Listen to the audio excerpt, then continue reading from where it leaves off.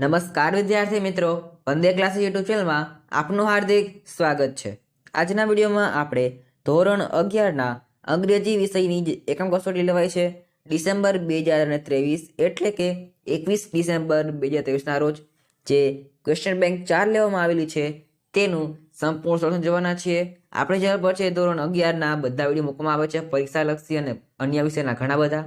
તે બધા વિડીયો મેળવવા માટે આપણે ચેનલની મુલાકાત લેજો અને ચેનલ પર નવા આવેલા હો તો સબસ્ક્રાઇબ કરી લેજો અને બેલ આઇકન પર જવાથી પ્રેસ કરી લેજો। અને આપણા સોશિયલ મીડિયા જેવા કે WhatsApp group, WhatsApp channel, Instagram અને ટેલિગ્રામ તે બધામાં જોઈન થવા માટેની લિંક તમને ડિસ્ક્રિપ્શન બોક્સની અંદરથી આપેલી છે, તે તમે જોઈન થઈ શકો છો અને નવી અપડેટ્સ સૌપ્રથમ મેળવી શકો છો। તો ચાલુ કરી આપણે શરૂઆત કરીએ છીએ।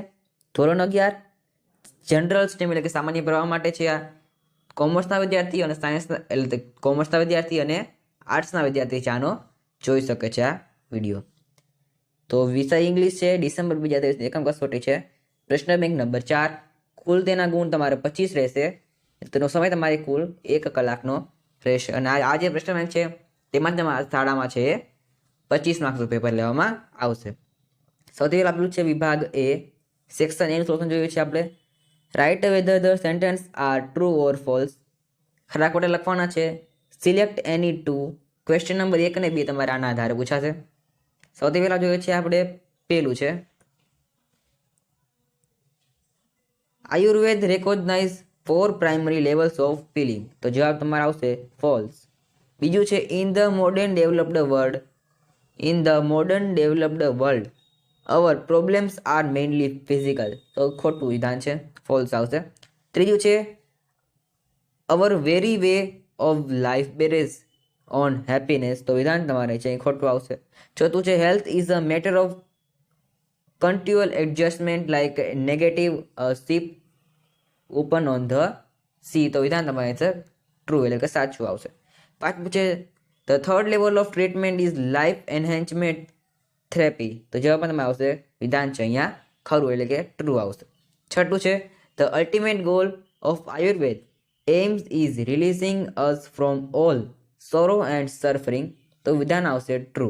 સાતમું છે yoga is one of the most ancient science of India, એટલે કે યોગ છે એ પ્રાચીન જે છે એ શાસ્ત્ર છે, તો વિધાન તમારા છે ટ્રુ આવશે। તમે આપેલું હોત મોડર્ન તો વિધાન તમારે છે અહીંયા ખોટું આવત। આઠમું છે surya namaskar is an incomplete medical techniques, તો જવાબ છે અહીં ખોટું આવશે એટલે કે ફોલ્સ। નવમું છે everyone was cheering at the study of animals, તો વિધાન છે અહીંયા ફોલ્સ। 10મું છે all the students were excited about Pia's monkeys, તો વિધાન છે અહીંયા ટ્રુ એટલે કે ખરું છે। 11મું છે ધ પ્રિન્સિપલ્સ કોલ્ડ પિયાસ પેરેન્ટ્સ, તો વિધાન છે એ ખોટું છે, પ્રિન્સિપલે છે પિયાના બ્રધરને બોલાવ્યું હતો। અને ખાસ કરી દઉં તમને જાણું પીડીએફ જોઈતી હોય સોલ્યુશનની તે તમને મળશે, તેની જે આપણે પીડીએફ ફાઇલ છે આપણે ટેલિગ્રામમાં શેર કરેલી છે અને ટેલિગ્રામમાં જોડાવાની લિંક તમને ડિસ્ક્રિપ્શનમાંથી મળી જશે। હજી તમને વિડીયો પસંદ આવતો લાગે ચોકથી કરજો, આપણે ના આવેલી સૌથી કરી લેજો। આપણે ચેનલ પરથી તમને ધોરણ 10ના, ધોરણ 11 અને ધોરણ 9ના અલગ વિડીયો છે મળતા રહેશે।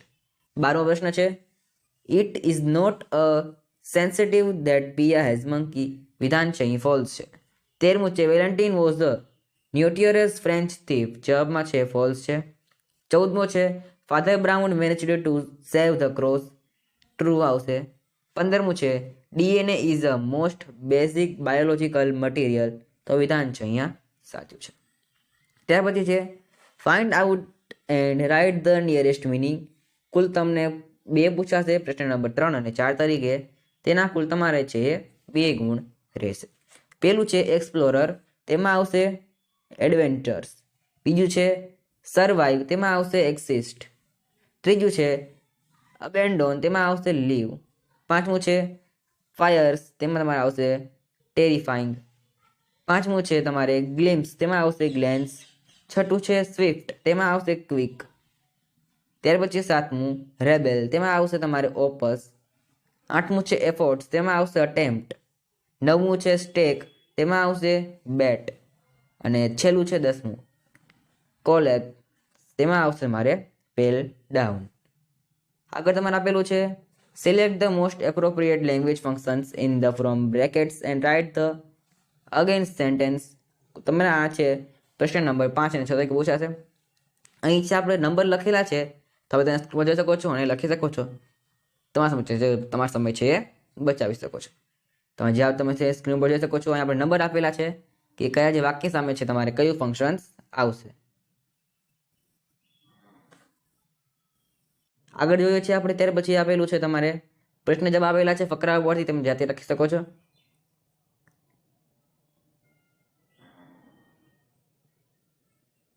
તે પછી આપણે જોઈએ છે સેક્શન નંબર ડી નું સોલ્યુશન.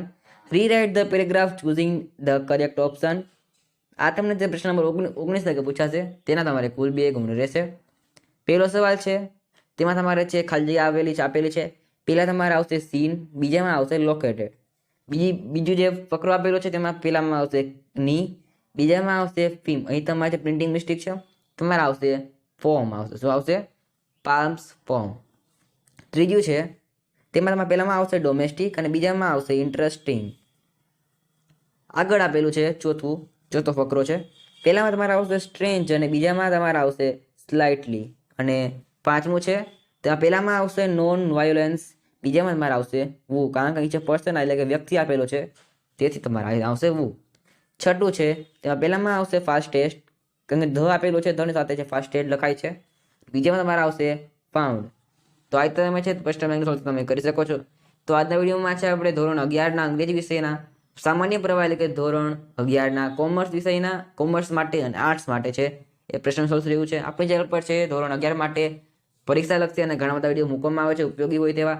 તે બધા લિંક તમને મળી શકે. અને ખાસ કરીને આપણા WhatsApp group, Telegram group, Instagram અને વોટ્સએપ ચેનલ તે બધું જોઈન થવાની લિંક તમને તેમાંથી મળી જશે. તમે છે ત્યાં જોઈન થઈ શકો છો. અને ચેનલ પર નવા આવેલા હો તો જલ્દી કરી દેજો. તો આજના વિડીયોમાં આટલું જ. ફરી મળીશું વિડીયોમાં. Thanks for watching. All the best.